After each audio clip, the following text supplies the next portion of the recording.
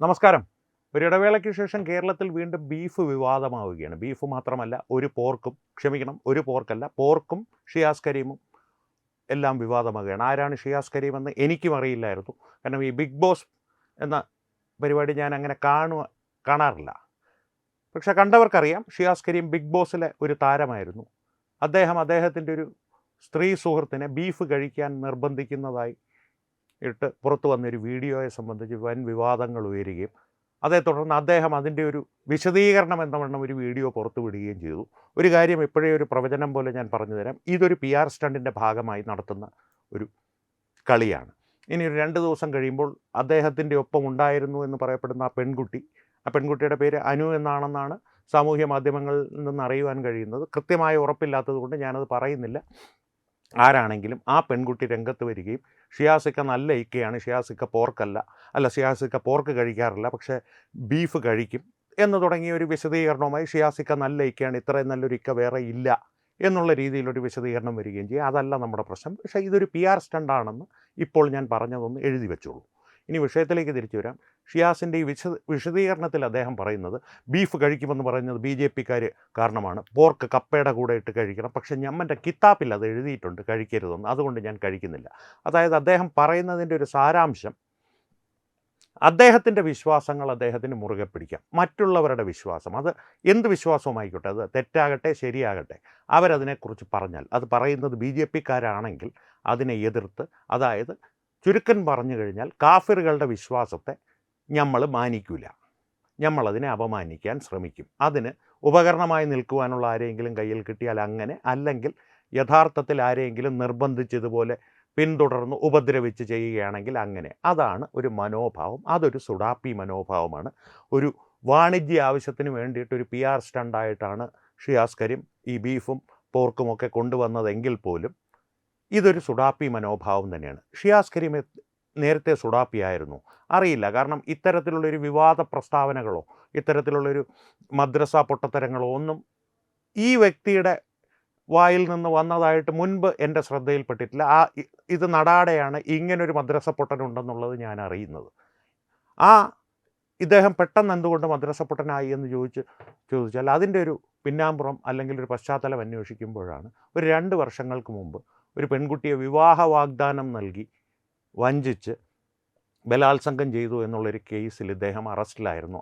അതേ തുടർന്ന് ഇദ്ദേഹത്തിൻ്റെ സാമൂഹ്യ മാധ്യമങ്ങളിൽ ഇൻസ്റ്റാഗ്രാമിലുമൊക്കെയുള്ള ഒരു പ്രതിച്ഛായയ്ക്ക് ഒരു മങ്ങലേറ്റിരുന്നു എന്നാണ് എനിക്കറിയുവാൻ കഴിഞ്ഞത്.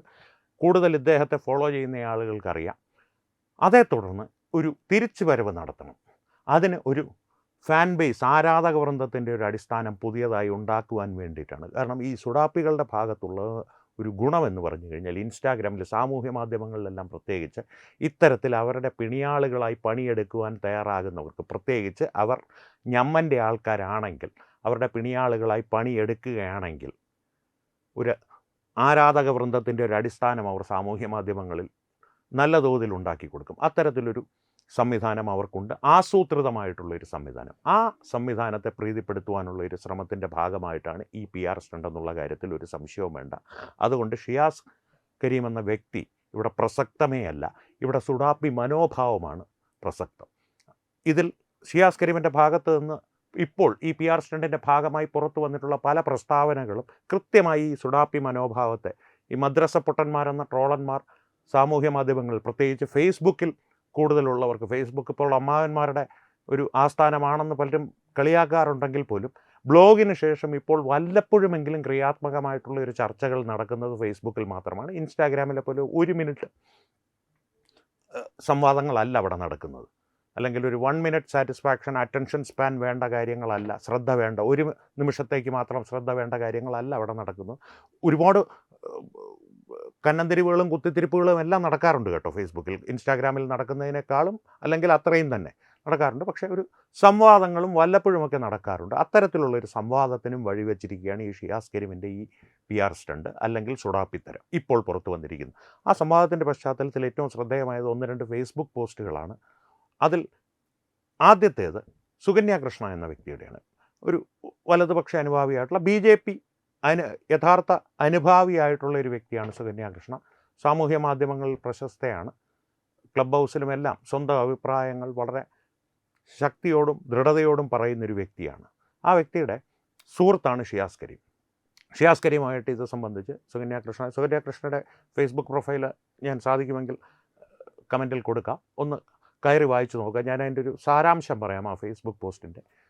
ഈ ഷിയാസ് കരീമുമായിട്ട് മുൻപ് സുകന്യ കൃഷ്ണ ഒരു സിനിമയിൽ അഭിനയിച്ചിരുന്നു. അന്ന് മുതൽ ഒരു സഹോദര തുല്യമായിട്ടുള്ള ബന്ധമാണ് സുകന്യ കൃഷ്ണ ഷിയാസ് കരീമുമായിട്ട് കാത്തു സൂക്ഷിക്കുന്നത്.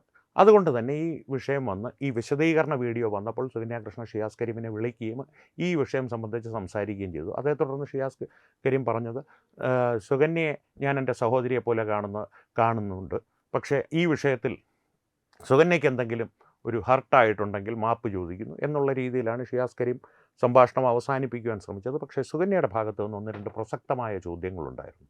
നിന്നോട് ഞാനിത് പോർക്ക് കഴിക്കാത്തത് നീ സുഡാപ്പി ആയതുകൊണ്ടാണോ, അതോ പാകിസ്ഥാനി ആയതുകൊണ്ടാണോ, അതോ തീവ്രവാദി ആയതുകൊണ്ടാണോ എന്നൊക്കെ ചോദിച്ചാൽ നിനക്കെങ്ങനെ ഫീൽ ചെയ്യുന്നത്? ആ ചോദ്യങ്ങൾക്ക് ഷിയാസ് കരീമിന് മറുപടിയില്ല. അതുകൊണ്ട് തന്നെ നിന്നെ ഞാൻ എപ്പോഴും സഹോദരിയായി കാണുമെന്നുള്ള അദ്ദേഹത്തിൻ്റെ ഒരു അവസാന വാക്കിന് സുകന്യ മറുപടി പറഞ്ഞത്, അതെല്ലാം കൊള്ളാം, പക്ഷേ ഇങ്ങനൊരു സഹോദരനെ തൽക്കാലം വേണ്ട എന്ന് പറഞ്ഞാണ് സുകന്യ കൃഷ്ണ ആ സംഭാഷണം അവസാനിപ്പിച്ചത്, അവരുടെ പോസ്റ്റിൽ പറയുന്ന കാര്യം. രണ്ടാമത്തെ ഫേസ്ബുക്ക് പോസ്റ്റ് ഇത് സംബന്ധിച്ച് ശ്രദ്ധേയമായിട്ടുള്ളത് BJPയുടെ ഉയർന്നു വരുന്ന നേതാവായിട്ടുള്ള അടുത്ത കാലത്ത് നിയമസഭാ തിരഞ്ഞെടുപ്പിൽ മത്സരിച്ച ശ്രീ യുവരാജ് ഗോകുലിൻ്റേതാണ്. ചെറിയൊരു പോസ്റ്റാണ്. അതിൻ്റെ സാരാംശമെന്ന് പറയുന്നത്, ഷിയാസ് കരീമിൻ്റെ ഒരു പടം നൽകി, ഒരു ചിത്രം നൽകിയിട്ട് യുവരാജ് ഗോകുൽ പറയുന്നത്, പഴയതുപോലെ നമ്മളധികം ബുദ്ധിമുട്ടേണ്ട കാര്യമൊന്നുമില്ല, ഇവരുടെ എല്ലാം തനി നിറം പുറത്തു വരുവാൻ ഉള്ള ഒരവസരം കാലം തന്നെ ഒരുക്കിത്തരും, നമ്മൾ കുറച്ച് ക്ഷമയോടെ കാത്തിരുന്നാൽ മതി. അതായത് യുവരാജ് ഗോകുൽ ഉദ്ദേശിച്ചത് ഇവൻ്റെയൊക്കെ ഉള്ളിലുള്ള ഫ്രോഡുകൾ, അല്ലെങ്കിൽ ഈ സുഡാപ്പിത്തരങ്ങൾ, മദ്രസ പൊട്ടത്തരങ്ങൾ, ഈ ഒരു കാഫിറിൻ്റെ നേരെയുള്ള മനോഭാവം, ഇവയെല്ലാം എത്ര ഒളിപ്പിച്ചാലും അതിങ്ങനെ തികട്ടി സ്വയമേവ പുറത്തു വരും. ഷിയാസ് കരീമിൽ വന്നതുപോലെ. ഷിയാസ് കരീമിൻ്റെ കാര്യം ഞാൻ വീണ്ടും പറയുന്നു, ഇത്തരത്തിലുള്ളൊരു സുഡാപ്പിത്തരത്തിൻ്റെ ഒരു മോൾഡിലേക്ക്, ഒരു സ്ട്രക്ചറിലേക്ക് അദ്ദേഹം വന്നത് PR സ്റ്റണ്ടിൻ്റെ ഭാഗമായിട്ടാണെങ്കിലും ഈ സുഡാപ്പിത്തരത്തിന് ഒരേ രീതിയിലുള്ള തിരക്കഥയാണ്, അതിന് മാറ്റമൊന്നുമില്ല. കാരണം ലോകാവസാനം വരെ വള്ളി പുള്ളി കുത്തുകോമ മാറ്റമില്ലാതെ തുടരേണ്ട കിതാബിൽ നിന്ന് വരുന്ന തരങ്ങളാണ്, അല്ലെങ്കിൽ ചര്യകളാണ് ഈ സുഡാപ്പിത്തരങ്ങളായി നമ്മുടെ സമൂഹത്തിലേക്ക് അവതരിക്കുന്നത്. അതുകൊണ്ട് തന്നെ ഒരു കാര്യം ഞാൻ വ്യക്തമായി പറയാം, ഈ ഷിയാസ് കരീം ഇത് PR സ്റ്റണ്ടിൻ്റെ ഭാഗമായിട്ടാണ് ചെയ്തതെങ്കിൽ പോലും ഇതിൻ്റെ പിന്നിൽ ഒളിച്ചു കിടക്കുന്ന അപകടം എന്നുള്ളത് കേരളത്തെ വിഴുങ്ങുന്ന ജിഹാദി തരത്തിൻ്റെ നേർചിത്രമാണ്. തന്നെയുമല്ല, മറ്റൊരു പ്രശ്നമുണ്ട് ഇതിൻ്റെ അകത്ത്. അത് ഒരല്പം തമാശയായിട്ട് തോന്നാം. ഞാൻ സുകന്യ കൃഷ്ണയുടെ ഫേസ്ബുക്ക് പോസ്റ്റിന് കമൻ്റായിട്ടിട്ടൊരു കാര്യമാണ്. ഇദ്ദേഹം സുകന്യ കൃഷ്ണയെ സഹോദരി എന്ന് അഭിസംബോധന ചെയ്തു. ഈ വീഡിയോയിൽ അദ്ദേഹം ബീഫ് കഴിക്കാൻ നിർബന്ധിക്കുന്ന പെൺകുട്ടിയെയും സഹോദരിയെ പോലെയാണ് എന്ന് അഭിസംബോധന ചെയ്യുന്നു. ഇതിൻ്റെ അകത്തൊരു പ്രശ്നമുണ്ട്. മോഹൻലാൽ പറഞ്ഞ പോലെ ഒരു പ്രശ്നമുണ്ടല്ലോ വർമ്മ സാറേ എന്ന് പറഞ്ഞതുപോലെ തന്നെ ഒരു ഗുരുതരമായ പ്രശ്നമുണ്ട്. ഈ സുഡാപ്പിത്തരത്തിൻ്റെ ഒരു പ്രശ്നമെന്ന് പറഞ്ഞു കഴിഞ്ഞാൽ, ഒരു ഉദാഹരണം പറയാം. ഹിന്ദി സിനിമാ താരങ്ങളായിട്ടുള്ള സനാ ഖാൻ, വളരെ സുന്ദരിയായൊരു യുവതിയായിരുന്നു സ്വര ഭാസ്കർ. ഇവർ രണ്ടുപേരും വിവാഹത്തിന് മുമ്പ് അവരുടെ ഇപ്പോഴത്തെ ഭർത്താക്കന്മാർ ഇവരെ രണ്ടുപേരെയും ആ ഭർത്താക്കന്മാരുടെ സഹോദരിമാരായിട്ടായിരുന്നു കണ്ടിരുന്നത്.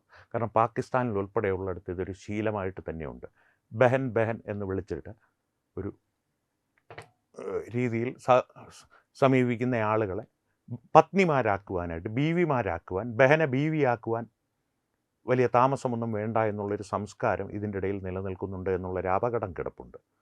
അതിന് ഒരു ഉദാഹരണമല്ല, ഈ പറഞ്ഞ വാദത്തിനൊരു അടിസ്ഥാന വാദം കൂടി ഞാൻ മുന്നോട്ട് വയ്ക്കാം. ഉറുദുവിൽ, അതായത് ഇവരവകാശപ്പെടുന്നത് അറബിയും ഉറുദുവുമൊക്കെ ഇസ്ലാമിൻ്റെ ഭാഷയാണ്, അല്ലെങ്കിൽ സുഡാപ്പികളുടെ സ്വന്തം ഭാഷയാണ്. ഇസ്ലാമും സുഡാപ്പികളും ഒന്നാണോ എന്നുള്ള ഒരു സംവാദം നമുക്ക് പിന്നൊരവസരത്തിലേക്ക് മാറ്റാം. സുഡാപ്പികൾ അവകാശപ്പെടുന്നത് അറബിയും ഉറുദുവും എല്ലാം അവരുടെ സ്വന്തം ഭാഷയാണ്, അവർ കണ്ടുപിടിച്ചതാണ്. 1400 വർഷം മുമ്പുണ്ടായ ഈ ഒരു മതത്തിന് ഒരുപാട് കാലം മുൻപ് ഉറുദുവും അതിനും ഒരുപാട് കാലം മുമ്പ് അറബിയും ഉണ്ടായിരുന്നു എന്നുള്ള കാര്യം ഇവർ മനഃപൂർവ്വം മറച്ചു വയ്ക്കും. അത് വിട്ടേക്കൂ.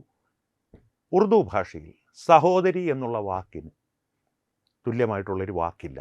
ബഹൻ എന്നുള്ള വാക്ക് ഇല്ലേ എന്ന് ചോദിക്കാം. ബഹൻ അടിസ്ഥാനപരമായി സംസ്കൃതത്തിൽ നിന്നുണ്ടായൊരു വാക്കാണ്. സംസ്കൃതത്തിൽ നിന്ന് ഹിന്ദിയിലേക്കുണ്ടായി. സഹോദരി എന്നതിന് തുല്യമായൊരു വാക്കില്ലാത്തതിനാൽ ഉറുദു കടമെടുത്തൊരു വാക്കാണ്. ഇനി അറബിയിലേക്ക് പോയാൽ ഔത്ത എന്ന് സഹോദരിക്ക് പറയാം. അത് കൃത്യമായ ഉച്ചാരണമല്ല, അത് അഹുത്ത എന്നാണ് പറയുന്നത്. അതിന് തന്നെ സിസ്റ്റർ എന്ന ഒരു സാമാന്യവൽക്കരിച്ചുള്ളൊരു വിളിയാണ്. സഹോദരി, സ്വന്തം അമ്മയുടെ ഉദരത്തിൽ പിറന്ന പെൺകുട്ടി എന്നുള്ള തരത്തിലുള്ള ഒരു വാക്കും അറബിയിലുമില്ല. ഇതാണ് പ്രശ്നം ഈ അടിസ്ഥാനപരമായിട്ട് ഈ ഒരു സംസ്കാരത്തിൻ്റെ. മുൻകാലത്ത്, അതായത് ഈ സുഡാപ്പിത്തരങ്ങളെല്ലാം ഉയർന്നു വരുന്നതിന് മുൻപ് മരുഭൂമിയിൽ ഇതിന് സമാനമായ വാക്കുകൾ ഉണ്ടായിരുന്നു. കാരണം ഓൾഡ് അറബിക് എന്നുള്ളൊരു ഭാഷാ ശാഖ തന്നെയുണ്ട്. അതിൽ പലതും മറച്ചു വയ്ക്കപ്പെട്ട ഈ ലാത്തായും മൂസായും അങ്ങനെയുള്ള ദേവതമാരുൾപ്പെടെയുള്ള അവരെ സംബന്ധിച്ചുള്ള പല ഭാഷകളും ഒരു മറച്ചു വയ്ക്കപ്പെട്ട, അല്ലെങ്കിൽ മൺമറഞ്ഞു പോയത് എന്ന് തന്നെ പറയാവുന്നൊരു പഴയ അറബിക് ഭാഷയുടെ ശാഖ തന്നെയുണ്ട്. ആ ഭാഷയിൽ ഉണ്ടായിരുന്നോ എന്ന് എനിക്കറിയില്ല. ആധുനിക അറബിയിലും ഉറുദുവിലും കൃത്യമായി സഹോദരി എന്ന വാക്കിന് സമാനമായൊരു വാക്കില്ല. അത് തന്നെയാണ് ഈ ഒരു സുഡാപ്പിത്തരത്തിൻ്റെ സംസ്കാരത്തെ കാണിക്കുന്നത്. കാരണം ഈ ആധുനിക അറബിയും ആധുനിക ഉറുദുവും ഈ സുഡാപ്പിത്തരങ്ങളുടെ വരവിൻ്റെ ഭാഗമായി പരിഷ്കരിക്കപ്പെട്ട ഭാഷകളാണ്. ആ ഭാഷകളിൽ സഹോദരിമാരില്ല. അതുകൊണ്ട് തന്നെയാണ് ഈ സഹോദരിമാരെ എന്ന് ഈ ഷിയാസ് കരീമിനെ പോലുള്ളവർ വിളിക്കുമ്പോൾ ആ സഹോദരിമാർ ആരാണോ അഭിസംബോധനയ്ക്ക് വിധേയരാകുന്നത് അവർ ജാഗ്രത പാലിക്കേണ്ടത്. കാരണം ഇവരുടെ മനസ്സിലുള്ള ഉദ്ദേശം അടിസ്ഥാനപരമായിട്ട് സഹോദരഭാവമാകാൻ ഒരു സാധ്യതയുമില്ല. ഇനി ഒരു കാര്യം കൂടി പറഞ്ഞ് അവസാനിപ്പിക്കാം. ഒരുപക്ഷെ 2 വർഷം മുമ്പ് ഷിയാസ് കരീമിൻ്റെ പേരിലൊരു കേസുണ്ടായി. ഇദ്ദേഹം അകത്തുപോയി എന്ന് ഞാൻ പറഞ്ഞല്ലോ. ഒരു വിവാഹ വാഗ്ദാനം നൽകി വഞ്ചിച്ചു. ഈ പറഞ്ഞ കാര്യവുമായിട്ട് അതിനെ ഒന്ന് സമാനപ്പെടുത്തി ഒന്ന് താരതമ്യം ചെയ്ത് നോക്കൂ. വിവാഹത്തിന് തൊട്ട് മുൻപ് വരെ, തലേ ദിവസം വരെ സഹോദരി എന്ന് വിളിച്ചവരെ, ബഹൻ എന്ന് വിളിച്ചവരെ ബീവി എന്ന് പിറ്റേ ദിവസം മുതൽ വിളിക്കുന്നു. അതിനൊരു മടിയുമില്ലാത്ത ഒരു കൂട്ടം. ഷിയാസ് കരീമ അങ്ങനെ തന്നെ ചെയ്തിട്ടുണ്ടാവും. കാരണം മദ്രസ പൊട്ടനാണല്ലോ. അതും മദ്രസ പൊട്ടന്മാർ, ഇതും മദ്രസ പൊട്ടൻ. പക്ഷേ ഷിയാസ് കരീം ചെയ്തതിലൊരു ചെറിയ വ്യത്യാസമുണ്ടാകും. വിവാഹത്തിൻ്റെ തലേ ദിവസം വരെ സഹോദരി എന്ന് വിളിച്ച് ഇറക്കേണ്ട കാർഡ് ഈ വിവാഹ വാഗ്ദാനം നൽകിയതിൻ്റെ പിറ്റേ ദിവസമായിരിക്കാം അദ്ദേഹം ഒരുപക്ഷെ ഇറക്കിയിട്ടുണ്ടാവുക. അതുകൊണ്ട് തന്നെയായിരിക്കാം അകത്തു പോയത്. കാരണം ഈ മദ്രസ പൊട്ടന്മാരുടെ ഇടയിലും തീവ്രത കൂടിയ ഐറ്റങ്ങൾ ഉണ്ടാകുമല്ലോ. അതുപോലൊരു മദ്രസ പൊട്ടൻ മാത്രമായി ഈ ഷിയാസ് കരീമിനെ കണ്ടാൽ മതി. അല്ലെങ്കിൽ ഇപ്പോൾ PR വേണ്ടി ദാഹിക്കുന്ന മദ്രസ പൊട്ടൻ്റെ രൂപഭാവങ്ങൾ എടുത്തണിഞ്ഞ ഒരു മദ്രസ പൊട്ടൻ, ആധുനിക മദ്രസ പൊട്ടൻ. പക്ഷേ ഇതിൽ നമ്മൾ സൂക്ഷിക്കേണ്ടത് ഈ ജിഹാദി തരത്തിൻ്റെ ഒരു ബഹിർസ്ഫുരണമുണ്ടല്ലോ. അതിങ്ങനെ സാമൂഹ്യ മാധ്യമങ്ങളിലൂടെ തിരിച്ചറിയുമ്പോൾ ഈ അപകടങ്ങളെ എങ്ങനെ ഒഴിവാക്കാമെന്നുള്ളതിനെക്കുറിച്ച് നാം ബോധവാന്മാരായിരിക്കണം. കാരണം ഇത്തരം ആളുകളെ പരിപൂർണമായും അകറ്റി നിർത്തുക, ഒരു തരത്തിലും അവരുടെ ഒരു ആരാധക വൃന്ദമോ അനുയായി വൃന്ദത്തിനോ പോലും നാം ഭാഗഭാക്കാകാതിരിക്കുക. കാരണം നമ്മുടെ ഹൈന്ദവ സമൂഹത്തിന് വലിയൊരു പ്രശ്നമുണ്ട്. അത് നമ്മുടെ കോപ്പിയടി ടീച്ചർ മുതൽ ഷിയാസ് കരീം വരെയുള്ള ആരുടെ കാര്യമാണെങ്കിലും എടുത്തുകൊള്ളൂ, നമ്മുടെ ആശയങ്ങൾക്കും നമ്മുടെ വിശ്വാസങ്ങൾക്കും എതിരായി നമ്മെ അപഹസിക്കുന്ന ആളുകൾക്ക് സാമൂഹ്യ മാധ്യമങ്ങളിൽ അനുചാരവൃന്ദത്തിൻ്റെ പിന്തുണ ഭൂരിഭാഗം ഉണ്ടാക്കി കൊടുക്കുന്നത് നാം തന്നെയാണ്. ഇവരെ അവഗണിക്കുക, തള്ളിക്കളയുക. പക്ഷേ ഇവരെ സംബന്ധിച്ച വിഷയങ്ങൾ ചർച്ച ചെയ്യുക. അല്ലെങ്കിൽ അവരെന്താണ് പറഞ്ഞത് എന്നൊന്ന് അറിയണമല്ലോ. അറിഞ്ഞിട്ടൊന്നും ചെയ്യാനില്ല. അങ്ങനെ അറിയണമെന്നുണ്ടെങ്കിൽ തന്നെ എന്നെപ്പോലുള്ള മഹാന്മാരെ പിന്തുടർന്നാൽ മതി എന്ന് ഞാൻ പറയുന്നില്ല.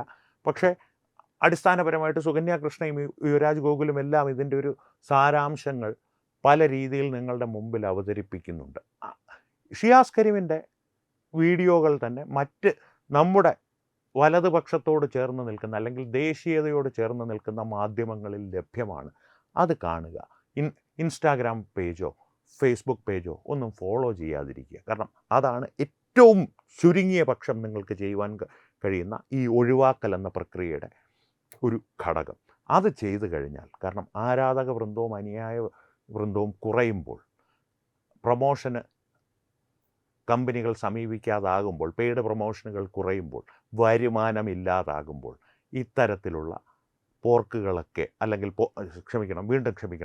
പോർക്ക് കറിയുടെ വിരോധികൾ അല്ലെങ്കിൽ ബീഫ് കറിയുടെ ആരാധകരെല്ലാം ഭൂമിയിലേക്ക് തന്നെ ഇറങ്ങി വരും. നാളെ നല്ല vegetarian hotel, Shri Venkateswara vegetarian ഹോട്ടലിലെ തൈര് സാദം എന്ന് പറഞ്ഞാൽ അതാണ് തൈര് സാദം.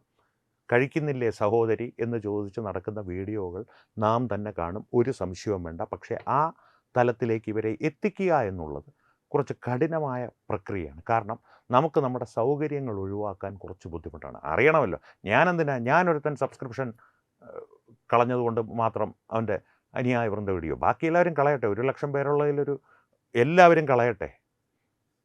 ഒരു 90,999 പേരും കളയട്ടെ, എന്നിട്ട് ഞാൻ കളയാം എന്ന് വിചാരിച്ചിരിക്കുന്ന ഒരു മനോഭാവം നമ്മളിലുണ്ട്. എനിക്കും നിങ്ങൾക്കും അതുണ്ട്. അത് മാറ്റിവെച്ചാൽ മാത്രം മതി. അത് കുറച്ച് കഠിനമാണ്, എന്നാലും അതൊന്ന് ഒരല്പം ബലം പിടിച്ചതൊന്ന് മാറ്റിവെച്ചാൽ ഈ ഷിയാസ് കരീം തൈരസാദത്തിൻ്റെ പരസ്യവുമായി സാമൂഹ്യ മാധ്യമങ്ങളിൽ കറങ്ങി നടക്കുന്നത് നിങ്ങൾക്ക് കാണാം. ഷിയാസ് കരീം എന്നുള്ളതൊരു പ്രതിനിധി മാത്രമാണ്, ഇതിൻ്റെ ഒരു ഘടകം മാത്രമാണ്.